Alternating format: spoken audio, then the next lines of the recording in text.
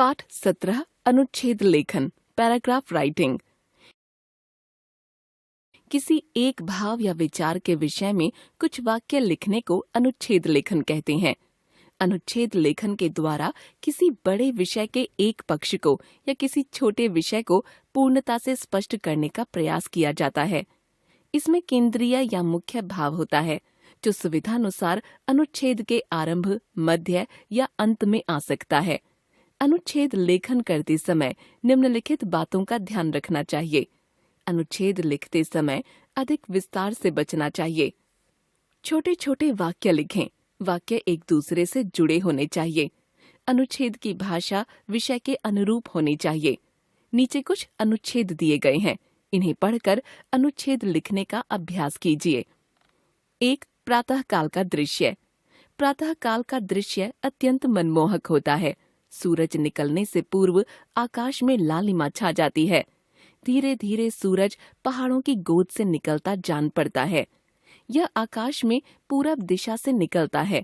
सूरज के निकलते ही सारा अंधकार मिट जाता है। इसकी रोशनी का मुकाबला किसी अन्य वस्तु की रोशनी नहीं कर सकती।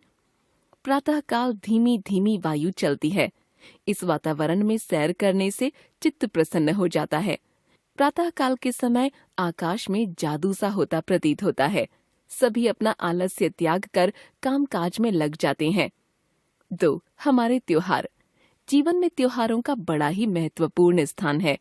जीवन की एक रस्ता मिटाने के लिए त्योहार बहुत आवश्यक हैं। इसलिए सभी समुदायों में अलग अलग ऋतुओं में त्योहार मनाने की लंबी परंपरा है।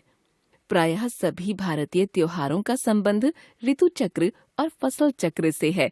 त्योहारों में मानव समुदाय में एकता, भाईचारा, समानता आदि महान संदेश छिपे होते हैं। भारत में चूंकि विभिन्न संप्रदाय एवं धर्म के लोग रहते हैं, इसलिए यहाँ मनाए जाने वाले त्योहार भी सर्वाधिक हैं।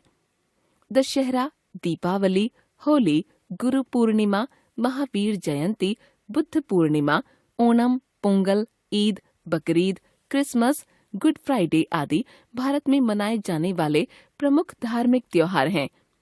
इनके अतिरिक्त स्वतंत्रता दिवस, गणतंत्र दिवस और गांधी जयंती हमारे राष्ट्रीय त्योहार हैं। भारत की यह विशेषता है कि यहाँ सभी धर्मों के लोग एक दूसरे का त्योहार मिलजुल कर मनाते हैं। 3. मेरा घर। मेरा घर नई दिल्ली के विकासपुरी क्षेत्र में स्थित है। यह छोटा है पर सुंदर है। मेरे घर में कुल 3 कमरे हैं। 2 कमरे सोने के लिए हैं और 1 कमरा ड्राइंग रूम है। इस कमरे में एक सोफा सेट, 2 आरामदायक कुर्सियां तथा सुंदर पर्दे लगे हुए हैं। यहाँ हम मेहमानों को बैठाते हैं। घर में प्रार्थना के लिए एक प्रार्थना घर भी है। यहाँ हम मिलकर ईश्वर को याद करते हैं। माताजी रसोई घर में भोजन पकाती हैं। खाने की मेज पर हम सब मिलकर खाना खाते हैं। हमारे घर में सफाई का बहुत ध्यान रखा जाता है। आंगन में रंग बिरंगे फूलों के गमले रखे हुए हैं। यहीं बैठकर दादाजी और पिताजी अखबार पढ़ते हैं। मुझे अपना घर बहुत प्यारा लगता है।